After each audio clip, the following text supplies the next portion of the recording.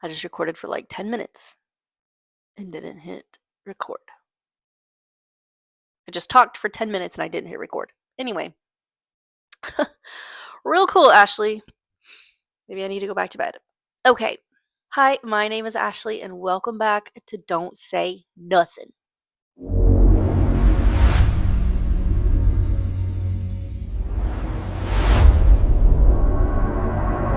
Now, on the last episode, we took a pretty deep dive into my first experience of something like that had happened. My first experience of really connecting with a guide of mine and communicating and having these feelings and these rememberings. And I always say, too, we're not put here to awaken from something. You're not just this non-playable character that you wake up all of a sudden and all these things. No, it's a great remembrance. You come here to have this experience. And then again, all these synchronicities and all these things become so undeniable that wakes you up to who you truly are. But it's a great remembrance, right? So took a dive into that, how that happened to me, and it's probably happened to several of you. I'm not special, and we all have capabilities as long as that's within, not as long as, if it's in the realm of your belief, it is obtainable for you, for any of us. But the reason why children are so much more apt to experiences like that is because they spend the majority of their time from the age of 0, newborn, to 7 years old in a theta brainwave frequency. We have different brain waves for different times of our day or our active lives. Theta is a very important one, but it is where those things happen in children, remain in that state until a certain age. Now, obviously, this is a time when there's not a lot of rationale. So, and there's not a lot of facts that go in. It's really just feelings and trying the best to navigate and make sense of things before the pruning starts happening and society starts telling you what you can and can't see, what you did or didn't see, what you do and don't feel, what you can or can't feel. That's before that starts happening. But just think back to before, when the world tried to start telling you that what you were, maybe certain things or feelings, it makes sense. That no, it's not reality, it's not, no. But before that, you know it to be your reality, you know it to be the energy that you felt.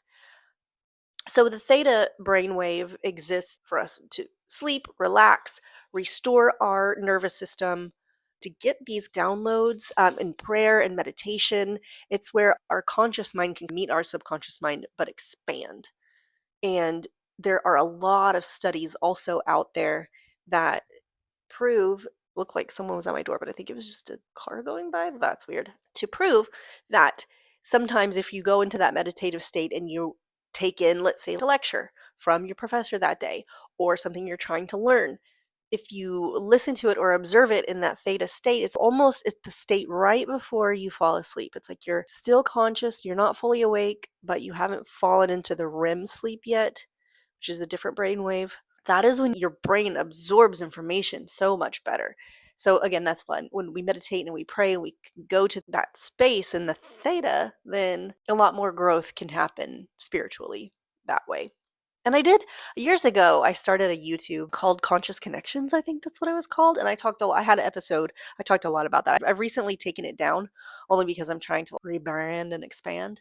But it talked a lot about that. But I've been very interested in this for a very long time. Like I said, my interest was piqued that experience. And I did not let the world tell me, even though I kept these things to myself and I wasn't ready to expand outwardly on those things at the time, and I honestly carried it with me for probably 20 something years before I was ready to expand it out to other people who weren't in my close circle and just tell people and share with the world these experiences and some of my abilities and all of that. I just truly feel like, again, all of these experiences, memories, timelines, chapters I've had to go through and close and get to another one, they've all led up to this moment, and I feel like it's a reckoning of some kind.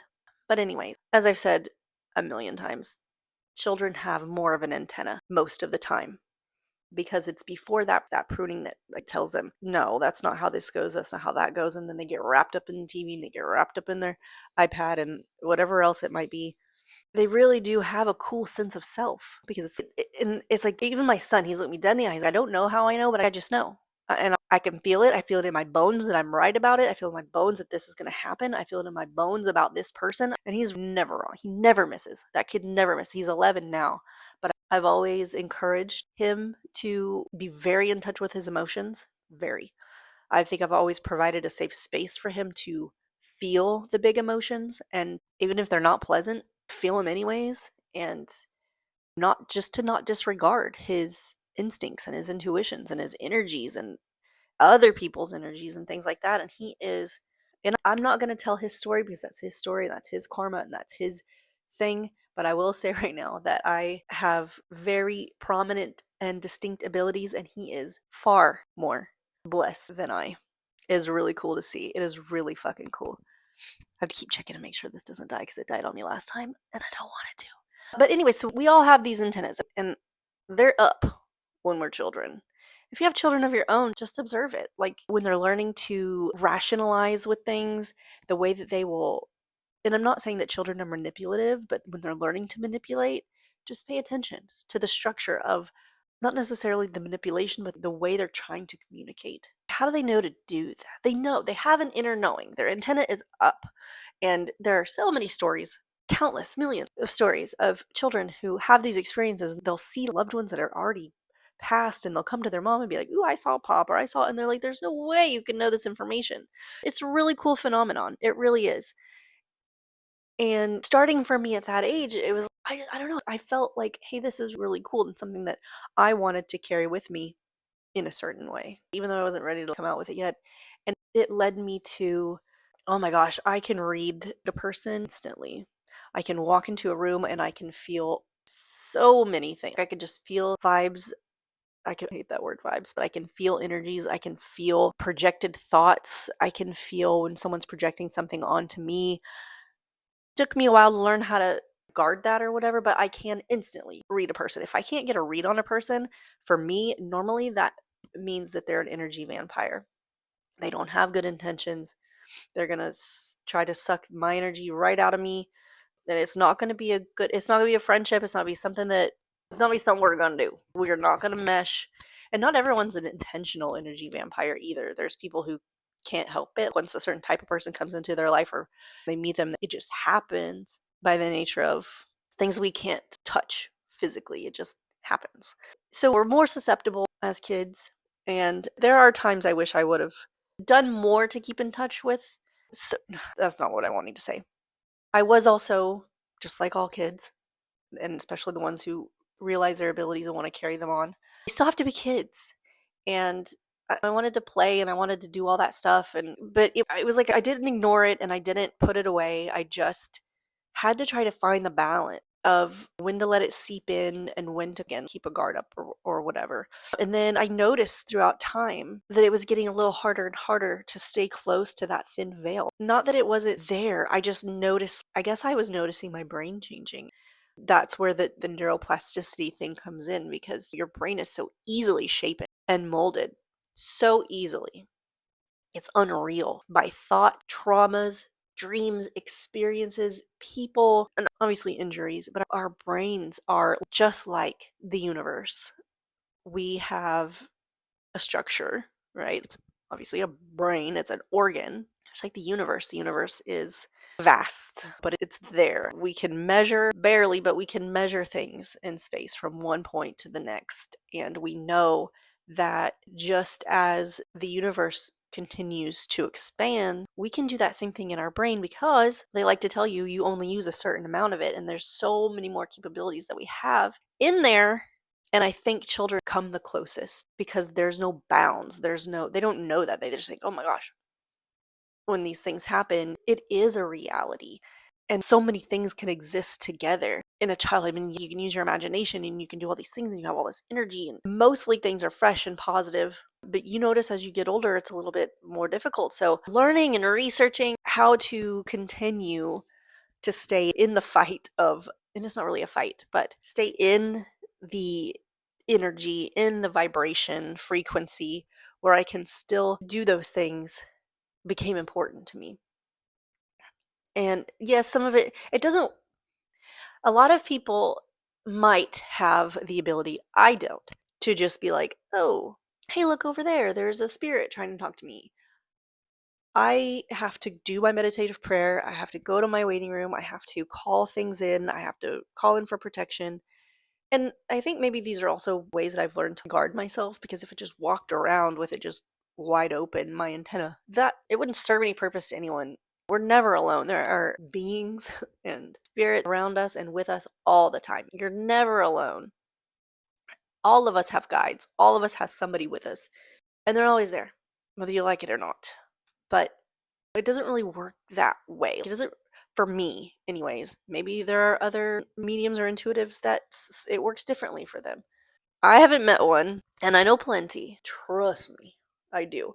But anyways, I wanted to try to keep the ease going. And so in my growing up, gravitating more toward holistic medicine and things like that, I knew that that was my path, and it helped me in that world. It helped me to keep things more balanced but also intertwined. You can fuse those things together a little bit, and people are a little bit more open to it. And then using a lot of the scientific and profound teaching from my education, everything makes so much sense. Everything just works synergistically to make things happen. But there are ways for everyone to keep their antenna up. If you do your breath work, you can get into that theta state. There are so many books and studies on remote viewing and astral projection. About even the governments have used people to remote view for wars, for everything. And this is public information. These are things you can just go find. You can go look it up. They use remote viewing to see if people can see the end of the world. They use remote viewing to see if they can find submarines. They use remote viewing for all kinds of things, to see if they can find the Ark of the Covenant. There are so many. They've used people to try to go to Mars, and that one is fucking wild. Have you seen those? Almost every single person that they've used to remote view Mars has said the same thing about these giant beings. It won't take them to present time Mars. It takes them to millions of years ago, or thousands of years ago, or however many years ago, and they all see the same things. It's just wild. It's nuts. But all of those studies, all of the astral projection, all of the remote viewing, they're all getting themselves into that theta state. They can snap a finger and they're there. That is how they train their brains to do that. They have spent years. They go through these trainings that are specifically for that. You don't have to go through the trainings. You could do it on your own. That's what I'm saying. There's so many YouTube, so many things that you can watch, learn, books, all of that. But it really does come down to your neuroplasticity and the things that you want to feed the structure of your brain for it to expand. Just like I talked about the universe also ever expanding. There are stars that die, that fizzle. There are lots and lots of celestial bodies that, I mean, we're even made of things that get sucked into black holes, and then they just become these particles of elements. And then that's what we become. And you can look at it scientifically in that way, but it's also pretty magical. It's also pretty fucking cool to think the universe makes all these beautiful things, and then it decided to make me too. And I'm pretty fucking beautiful, and I'm pretty fucking cool. And you tie into before we get here, we are in our soul, our spirit. We depend. You can find your soul's origin as well. I like to help people do that because I feel like it gives them a really good sense of purpose and guidance in the choices that they make in life. So if your spirit's origin, how many times you've been here, how many times your soul has done this, where did you come from in the universe, what celestial family did you originally incarnate from, and you'd be surprised how many different places or different variabilities there are for something like that. And it is so cool to pick up on that and help someone connect with that, because then they're like, oh my gosh, all of these things make so much sense to me. And they don't have to make sense to anybody else. They won't. I'll tell you that much. But they don't have to. It's your timeline, it's what you're here to do. And you get to pick that. And it's all such an amazing, intricate thing to think you were there with Source and you made this decision to come here and do these things. You knew certain things would happen and you said hell to that for whatever reason. And at that age, when I had that experience and then I started allowing myself to explore that more, I always within my own knowing, would ask myself or have the internal conversation of, I picked this for a reason. I picked this family, I picked this person. And even though it didn't make a lot of sense, it helped me go, there's a good reason for that. And I picked these people to be the ones. And I picked this situation to happen to me, or for me to see this with my own two eyes, or for me to feel this feeling with my own heart and my own soul. And then obviously later in life, going through all these things that are so impactful and so confusing, I can tell you, and I'll wrap it up here, but I can tell you that the times I strayed away from my inner knowing and prayer and connecting to source and ignoring the abilities, but also ignoring my thought, my intuitions, and my own knowing. I would just tell myself, there got to a point where I was like, "Ugh, this is, I'm just gonna live my life. I'm not gonna pay attention to any of that because it really doesn't matter." And I did go through that phase big time, and that was recently. And when I did that, my life, and I'm not exaggerating at all, my life fell the fuck apart. And that is on God. That is on losing sight of your purpose. That is on walking a path you promised yourself before you came here that you were not going to walk. That is on turning your back on your higher self. Your higher self's not going to let you do that. And when I strayed away from it, it really did. It was so detrimental to me. But more next time. Thank you guys for joining, and I'll see you next Tuesday.